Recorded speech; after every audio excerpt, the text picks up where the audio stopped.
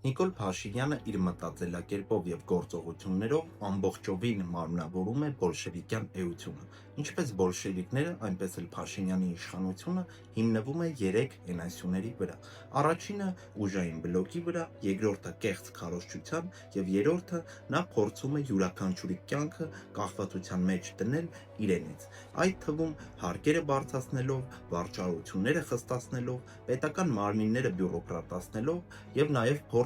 փորձ է կատարվում իր կողմից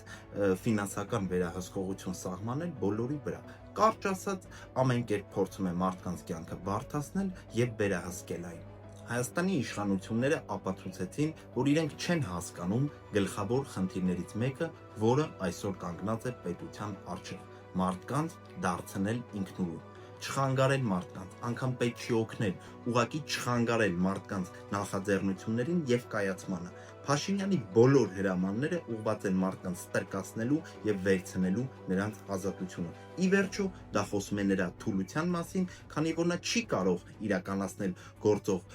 օրենքները, դրա համար է նախաձեռնել օրենքների փոփոխությունից մինչև սահմանադրության փոփոխություն։ Իսկ այն շտապողականությունը, որով դա կատարվում է, խոսում է նրա կրկնակի թուլության մասին, քանի որ նա հասկանում է, որ շատ շուտով նա չի կարողանա դա անել։ Հիմա աշխատում ենք նոր սահմանադրության նախագծի վրա եւ երբ որ պատրաստ լինի,